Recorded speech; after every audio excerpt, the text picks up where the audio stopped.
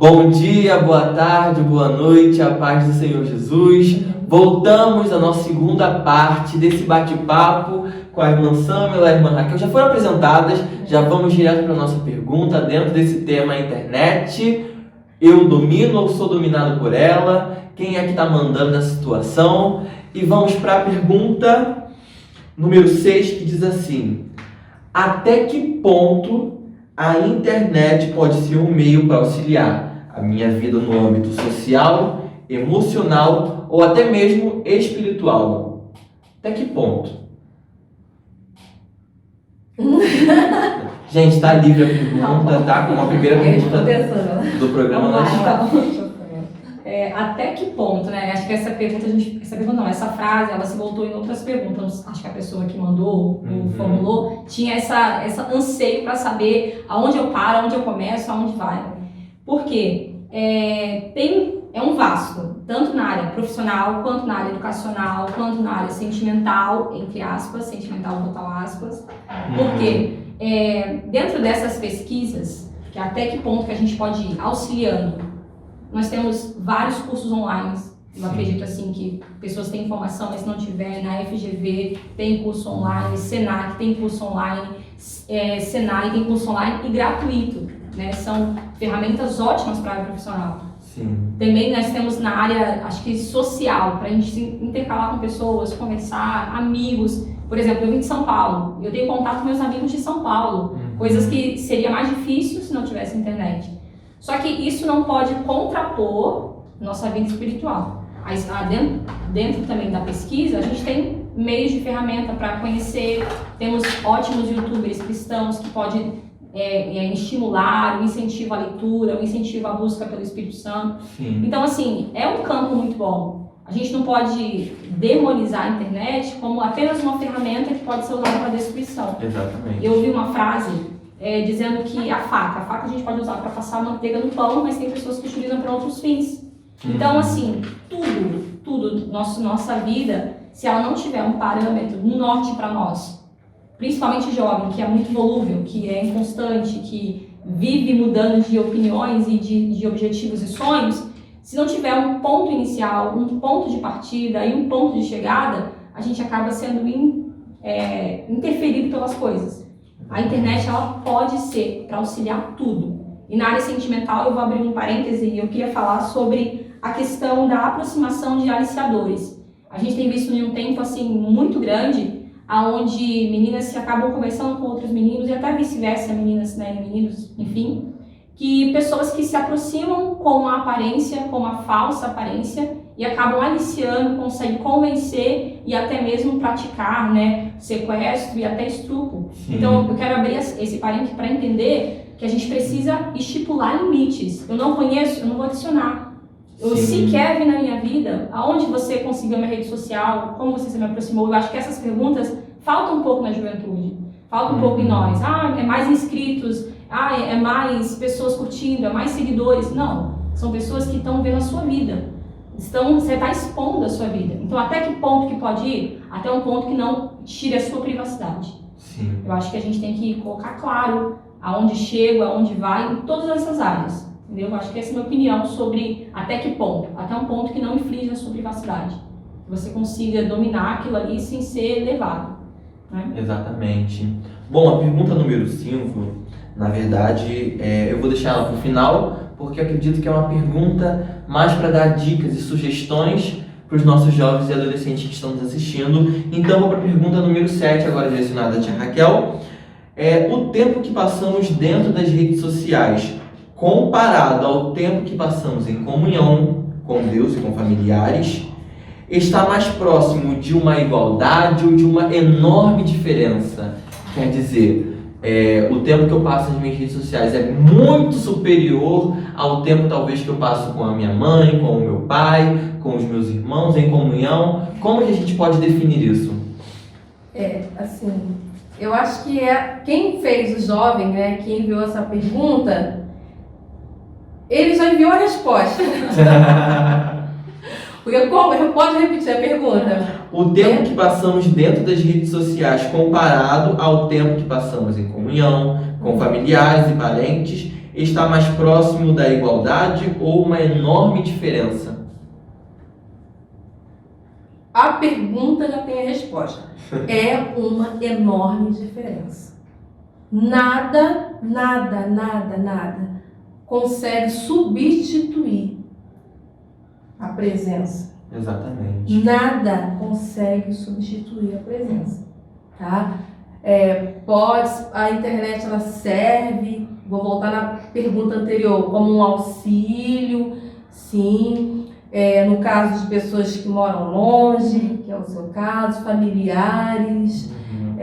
Porém, substituir o sentar em uma mesa, olhar nos olhos, apertar a mão, abraçar, nunca vai substituir. Então você pode passar 3 horas com uma pessoa no WhatsApp, mas se você passar 1 minuto com essa pessoa presencial, a sensação vai ser totalmente diferente. É verdade. Então, o jovem que viu essa pergunta, você já tem a resposta. Tá? É uma enorme diferença. Eu posso ir mais além. É incomparável. Exatamente. Não compare. Não Verdade. compare. Até porque as reações, né? Quando você conta uma surpresa para alguém, qual é a reação que a Sim. pessoa tem? É Né? muito diferente. Aqueles emojis que a gente coloca para definir nossas emoções não são realmente o que a gente está sentindo, porque Exatamente. não transparece o nosso rosto. E é muito bom a gente ter esse contato. Quando a gente perde esse contato, a gente perde a humanidade. Porque a gente tem que ser humano, tem que ter contato um com o outro. E é um contato que foi criado por Deus. Criado né? por Deus. A comunhão foi criada por Criado. Deus e colocada como uma diretriz da nossa vida espiritual, né? E as redes sociais, o ambiente virtual já foi uma coisa criada pelo homem, um pouco mais artificial, mas nada substitui o que nós Nada estamos vivendo, substitui. o que você muitas vezes vive dentro da sua casa e até perde. Isso aí. Eu quero Né? deixar só uma pergunta. Se a sua história fosse contada hoje, você vivendo como ela está, como ela seria contada? Porque a gente conta a história de outras pessoas porque eles viveram, eles fizeram coisas. Sim. E a gente vive tanto em função dos outros em relação à rede social, pesquisando, esperando alguém, que se a gente contar, alguém parar para contar a minha história, Samila, o que eu posso dizer da Samila? Ela é uma menina que ficou 10 horas por dia na internet. O que ela fez que trouxe para nós de agregar valor, de conhecimento? O que ela fez na comunidade? O que ela fez na igreja? O que ela fez no bairro que ela vive? Qual é o legado que você está deixando? Qual é a história? Qual é a marca que você está deixando sua? E a gente tem que ter a visão também de que jovem pode deixar marca. A gente vê inúmeros jovens na Bíblia que marcaram a história. Exatamente. José, Daniel, Esther, enfim, Davi, tantos Davi. jovens que marcaram a história. Então dá pra gente ser influência nesse momento que a gente acaba sendo influenciado. Bem, e vamos para a pergunta de número 8, depois vamos retornar para a pergunta de número 5. Com tantas informações tão facilmente acessíveis aos jovens, onde termina a linha daquilo que é necessário e do que edifica assistir? É uma linha, né? Uma linha muito tênue que até aqui é necessário, até aqui edifica, a partir daqui já vai me corromper, a partir daqui já não é mais domínio próprio, já estou saindo do ambiente espiritual, já estou dando lugar à carne, como o texto que você leu disse. Como é que eu posso definir isso, essa linha? Né? Então, vou deixar também à vontade quem quiser responder. Salmos 119, versículo 9. Amém. Como? Eu amo de paixão esse versículo. Como purificará o jovem o seu caminho? Eu acho que essa pergunta se encaixa perfeitamente. Sim. Como? Observando segundo a sua palavra. Então, quando fala de caminho, caminho é o que? É proceder. É cada passo que eu der. Então, como que eu vou purificar cada passo que eu vou dar? É muito forte isso, né? Essa pergunta do salmista. Como vou purificar o meu caminho? O caminho fala de passos. Cada passo, cada atitude, cada decisão, cada escolha, como que eu vou purificar? Observando cada pisar, cada passo. Tem que estar de acordo com a palavra de Deus. Cada passo que eu der precisa estar de acordo com a palavra de Deus. Como que vai ser isso? O salmista também já diz, né? Medita nessa palavra dia e noite. Verdade. É simples. A Bíblia, ela é simples. A Bíblia não é simples. A gente que se faz, né? Se faz. Mas ela é simples. É verdade. Cada passo que eu der tem que estar de acordo com a palavra. Simples. É um manual, né? Completa. É um manual que às vezes está empoeirado. Interessante, né? Tia Raquel, que para todas as perguntas a Tia Raquel deu um versículo. Então quer dizer que para todas as nossas indagações nós temos a palavra de Deus que vai nos responder. É incrível isso. Sandra, Eu vou só agregar, né, como mais uma palavra também. sim. Em Romanos capítulo 12, versículo 1 e 2. Paulo suplicando, né? Rogo-vos, pois, irmãos, pela compaixão de Deus, que apresentei os vossos corpos em sacrifício vivo, santo e agradável a Deus, que é o vosso culto racional. E o 2 diz: e não vos conformeis com este mundo, mas transformai-vos pela renovação do vosso entendimento, para que experimenteis qual seja a boa, perfeita e agradável vontade de Deus. E é o que a Raquel, a diaconisa Raquel, disse: transformar pela renovação do nosso entendimento. Se a gente não tiver um entendimento pautado na palavra, a gente vai ser como uma presa fácil. Não só na internet, a gente tem que frisar, eu sei que hoje a gente está falando sobre a internet, mas é em toda a nossa vida. Se a gente não tiver pautado na palavra, como jovem, como adolescente ou como cristão, se a gente não tiver, a gente vai ser uma presa fácil. A gente vai ser levado a qualquer coisa. Até vento de doutrina, vento de heresia, eu também, né, nessa onda aí tem muitos, né? Então, assim, fica ligado na catedral, porque aqui tem palavra, nossa pessoa tem, porque a gente tem visto muito vento de doutrina, muitos jovens que se levantam para falar, né? A gente tem que ter muita cautela, porque a gente não vai ser presa fácil. Exatamente. E, assim, é algo muito interessante, eu vou até trazer esse tema num próximo programa, num próximo bate-papo, que é a respeito das próprias músicas que nós temos ouvido hoje, escutado e cantado, que são frutos de heresias, são frutos de palavras ditas em púlpito, em altar, precipitadamente. E não tem base nenhuma bíblica, não tem nenhuma, não extrai nada de edificante para a nossa vida, mas apenas coloca o homem como centro, né? Quando na verdade o Senhor Jesus, desde o seu sermão da montanha, né, vem tratando isso e vem contrariando o homem, falando: olha, é Deus, é o Pai, é Ele, não é você. E agora vamos para a pergunta 5, e também eu vou deixar vocês finalizarem, darem sugestões, dicas e uma palavra para edificar quem está nos assistindo, que é: se o jovem reconhecer que está sendo dominado e viciado pela internet, quais métodos para poder se libertar? A pergunta número 5, ela na verdade complementa a pergunta número 1. A pergunta número 1 fala a respeito também de reconhecer, né? E a pergunta número 5 já vem complementando isso com uma outra pergunta, já para nós finalizarmos nosso bate-papo. Fiquem à vontade. A gente tem que passar pela desintoxicação. Sim. Porque para se libertar, né, eu acredito que o primeiro passo é reconhecer, a gente reconhecer, não, eu tenho uma falha, eu sou dominada pela internet, reconheci. Eu acredito que aí o segundo passo é começar essa libertação. Estipular horários, se aquilo está tirando o foco da sua família, tirando o foco da sua vida, estipula. Colocar outras atividades para você fazer nesse tempo que você ficava logado, nesse tempo que você ficava online. E também, assim, procurar alguma atividade que traga prazer. Não é possível que só a internet em si traz prazer para você. Tem gente que está sedentário, está sentado ali, entendeu? Faz tempo que você não joga bola, vai jogar bola. Faz tempo que você, sabe, não sai para conversar, Tudo bem que a gente está na quarentena, né? Então vamos pensar um pouquinho sobre. Vamos jogar então, né, o jogo virtual. Não. Uno. Mas pensar, né? Pensar sobre isso, tarefas que podem, sabe, agregar para você outras coisas novas. Se descobrir, se reinventar. Talvez você pensou que já parou. Não, tem outras coisas. Tem mais coisa para fazer. E eu acho que são as minhas dicas, Raquel. Se o jovem reconhecer... Que está sendo dominado pela internet e viciado. Isso. Abre uma parênteses aí pro viciado. No Evangelho de Mateus, capítulo 5, tá? Jesus, ele tem uma palavra para nós.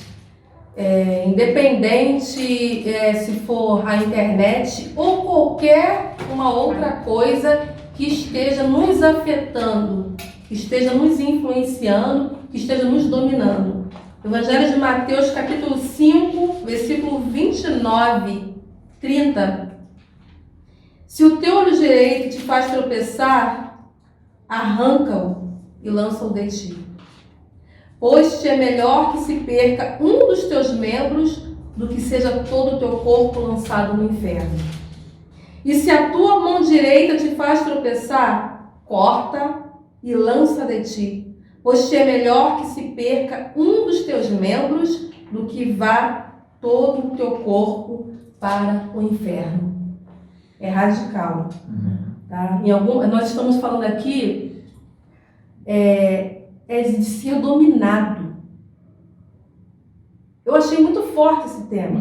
Entendeu? Não é quem entra de vez em quando, não é quem acessa, não. A gente está falando de pessoas que estão sendo dominadas, que não conseguem mais ficar um minuto. Que se esquecer o carregador no trabalho, ele vai entrar em parafuso. Sim.